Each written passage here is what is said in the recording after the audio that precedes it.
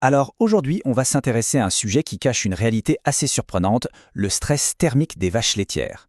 Et on va voir que c'est une histoire qui commence à une température bien plus basse qu'on pourrait l'imaginer. Alors, la question est simple, mais la réponse risque de pas mal bousculer les idées reçues sur ce que c'est une forte chaleur. Eh oui, 20 degrés, c'est tout. À peine 20 degrés Celsius. À une température qui nous semble à nous tout à fait douce, pour elle, c'est là que tout commence. Ce chiffre est vraiment crucial pour comprendre que la notion de canicule est totalement différente dans le monde animal. Allez, plongeons dans notre première partie. Ce seuil si bas, ce n'est pas du tout un hasard. Ça s'explique par la physiologie très particulière de la vache. Bon, pour commencer, qu'est-ce que c'est exactement le stress thermique? C'est assez simple en fait. C'est le moment précis où le corps de la vache n'arrive plus à se refroidir tout seul, naturellement. Et là, elle doit commencer à dépenser de l'énergie, non pas pour faire du lait, mais juste pour éviter la surchauffe. Pour se faire une bonne image, il faut imaginer une sorte de fournaise biologique de 1000 watts qui tournerait en permanence. C'est ça, la chaleur que le corps d'une vache laitière génère de l'intérieur, juste en digérant et surtout en produisant du lait. Et ce chiffre-là, il est vraiment parlant. Le simple fait de fabriquer du lait, ça augmente sa chaleur interne de quasiment 50%. 50% par rapport à une vache qui n'en produit pas. C'est énorme. Et c'est exactement ça qui les rend si incroyablement fragiles à la moindre petite hausse de température. Maintenant, on va voir ce qui se passe à l'intérieur de l'animal, parce que c'est une véritable bataille physiologique complètement invisible qui démarre dès que le thermomètre atteint ces fameux 20 degrés. En fait, tout s'enchaîne, c'est un peu comme un jeu de domino. Pour se débarrasser de la chaleur, la vache se met à halter, à respirer très vite. Sauf que cette hyperventilation, ça lui fait perdre énormément de CO2. Et ça dérègle complètement le pH de son sang, ce qui crée ce qu'on appelle une alcalose respiratoire. Et ce déséquilibre, à son tour, il va provoquer un épuisement de ses minéraux essentiels, les électrolytes. Et ça va fragiliser tout son système digestif avec un risque d'acidose qui augmente en flèche. Et concrètement, qu'est-ce que ça veut dire, cette cascade? Les conséquences internes sont graves. Le sang devient trop alcalin, les minéraux vitaux comme le potassium ou le sodium sont littéralement évacués, et l'estomac, lui, devient beaucoup plus vulnérable. Le plus fou dans tout ça, c'est que même si elle boit des quantités d'eau énormes, la vache se déshydrate. Pourquoi? Parce que son corps n'a plus les électrolytes qu'il faut pour retenir cette eau. Et quand on dit des quantités énormes, regardez ce chiffre. 150 litres, c'est la quantité d'eau qu'une seule vache peut boire en une seule journée juste pour essayer de lutter contre la chaleur. Ça donne une bonne idée de l'intensité de sa lutte interne. Ok, on a vu ce qui se passe dedans. Maintenant, intéressons-nous aux conséquences qu'on peut voir, les conséquences immédiates, celles qui touchent directement la production et bien sûr le portefeuille de l'éleveur. L'impact, il est direct et il se mesure en litres. Pour une seule vache, un seul épisode de stress thermique peut faire chuter la production de 92 jusqu'à 141 kg de lait. C'est une perte sèche immédiate. C'est de l'argent en moins, tout de suite.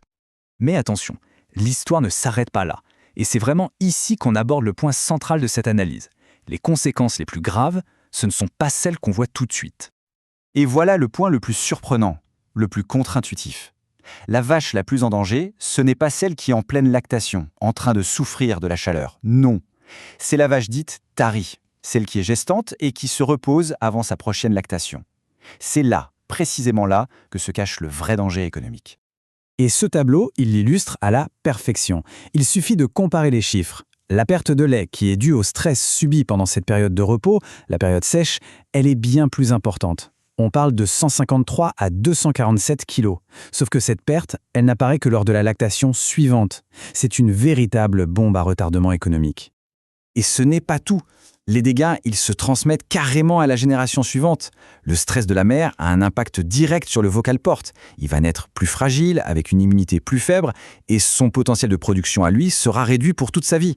Donc le stress d'un seul été, ça peut affecter la rentabilité de tout le troupeau pendant des années. Cette citation, elle résume tout. La nouvelle stratégie à adopter, c'est vraiment ça. Tout l'enjeu, c'est de se concentrer sur la protection de ce groupe de vaches si discrètes, les vaches taries, mais qui sont absolument cruciales pour l'avenir de tout l'élevage. Heureusement, face à ce danger, on n'est pas démunis. Il n'y a pas de fatalité. Il existe un plan d'action très concret pour riposter. L'approche doit être globale. Elle ne peut pas se concentrer sur un seul aspect. Elle repose sur 5 piliers. D'abord, la gestion de l'environnement, de l'habitat. Ensuite, le refroidissement actif. Troisièmement, l'accès à l'eau, bien sûr. Quatrièmement, une nutrition de très haute précision. Et enfin, le 5e point, un soin spécifique apporté à ces fameuses vaches taries. Alors, concrètement, ça passe par quoi? Eh bien, des actions très pratiques. Isoler les toits, par exemple, qui peuvent monter jusqu'à 60 degrés. S'assurer que l'eau est non seulement abondante, mais aussi fraîche. Démarrer la ventilation bien avant les pics de chaleur. Et décaler la distribution de nourriture au soir, quand il fait plus frais, pour encourager les vaches à manger. Mais attention, là on touche à un domaine de haute précision, la nutrition. Ce qui est bon pour un groupe peut être dangereux pour un autre. Il faut absolument donner des suppléments de sodium et de potassium aux vaches en lactation pour compenser ce qu'elles perdent. Mais à l'inverse, pour les vaches taries, ces mêmes suppléments sont à proscrire. Pourquoi? Parce qu'ils augmentent le risque d'œdème. C'est vraiment du cas par cas. Alors, en résumé, s'il y a 4 points essentiels à retenir de tout ça, ce sont ceux-là.